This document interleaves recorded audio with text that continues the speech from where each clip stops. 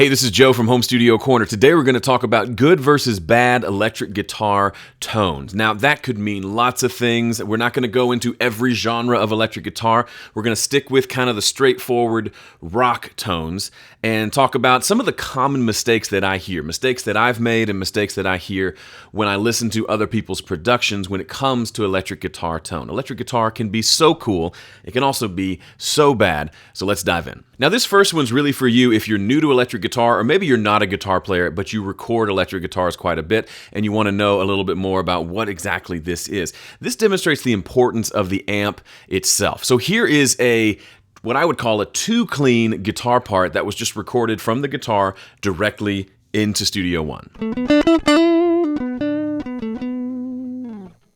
Okay, you may hear that and think, all right, that's fine. It's just the sound that comes out of the guitars isn't really the sound that we want. We want that sound to interact with a guitar amp. So I would argue that sound was too clean. We want there to be a little bit of some color to the sound. That's what we're used to hearing. So listen to this one, which is run through a very clean amp.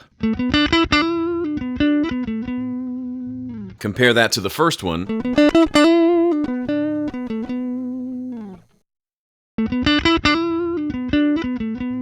It doesn't add reverb, it doesn't add overdrive, it's just adding the sound of an amp reacting to that signal, which is a much better sound. By the way, I'm not going to tell you what gear I used for this because this is all about the ears. You can use lots of different kinds of gear to get terrible tones.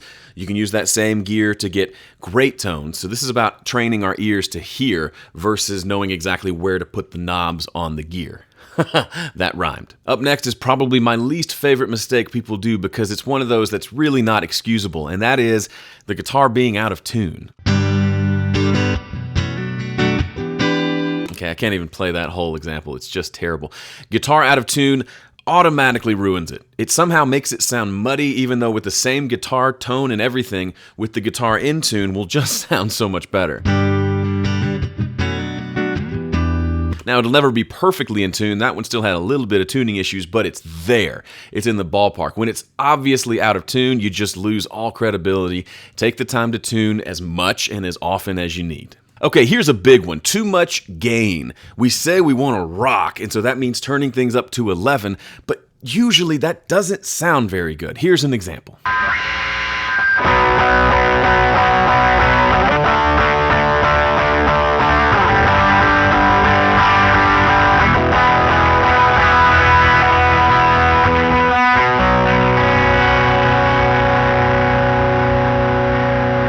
Okay, so it does rock. It's very aggressive, but it's also very flat. Like, there's so much overdrive that all the frequencies are just getting jumbled together, and it's somehow simultaneously muddy and beefy, and there's no dynamic, there's no punch, there's no nothing to it. Now, you can do high gain sounds and make them sound punchy and awesome. This is just too much of a good thing.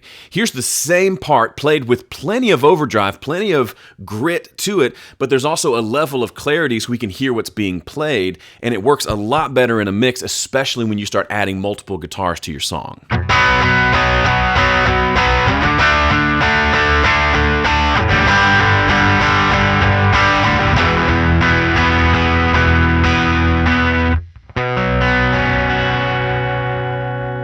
See how we can still hear all the individual notes being played, the individual strings, as opposed to the one before that's just a big mush of sound.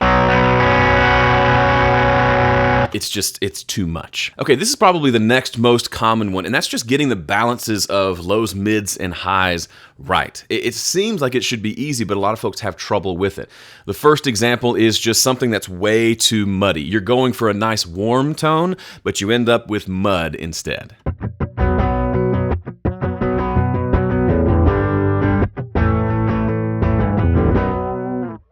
You can try to EQ that to your heart's content, but that raw tone just missing everything above like 1K. So you're not going to be able to EQ your way out of that. It's just going to be muddy. And then when you add drums and bass, that's going to just disappear because that's all drums and bass territory, and you're going to be covered up by the drums and not going to be able to hear the guitar. On the flip side, if you hear that and say, fine, then I'll just boost the highs like crazy, you can. But if you go too far the other way, you end up in what guitarists sometimes call ice pick territory, where the tone is so bright, it makes you grimace.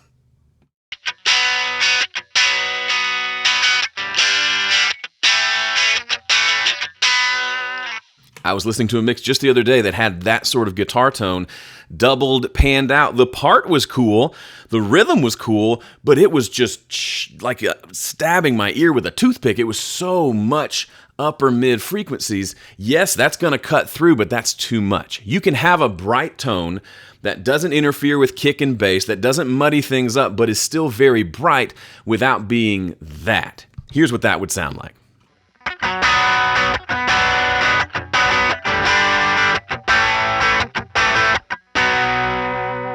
That's very bright, doesn't have really much low end at all, but that will sit nicely with some drums and bass versus this.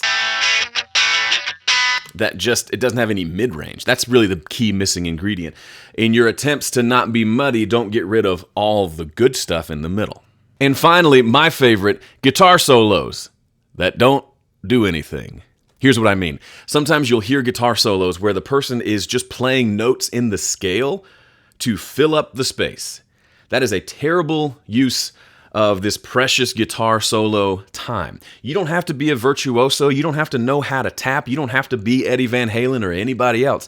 But if you can learn how to create something melodic, you can always make your guitar parts great. I'm not a great lead guitarist, but I can play simple melodies. Here's the phrase to keep in mind. Make the part hummable. If you play a solo and you can't turn around and hum that back to me because it's just random notes rather than a cohesive melody, then try it again. Or better yet, come up with a part by humming it and then learn how to play it, and you'll find your parts are much more interesting and engaging. Otherwise, it's kind of just wasted space. All right, here's my attempt at a solo that does nothing.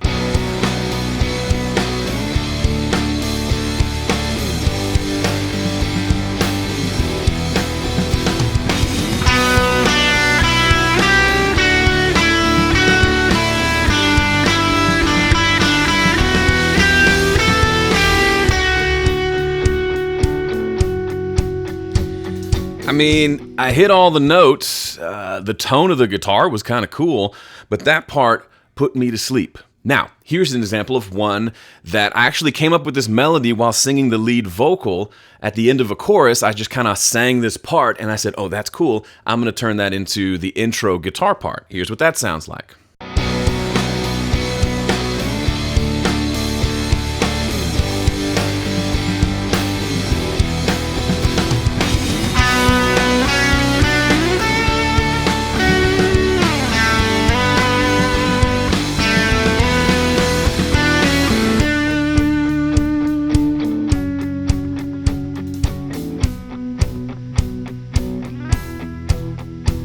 Instantly more engaging. It's da da da da da da da. Like that's something I would want to sing along to versus and my favorite part.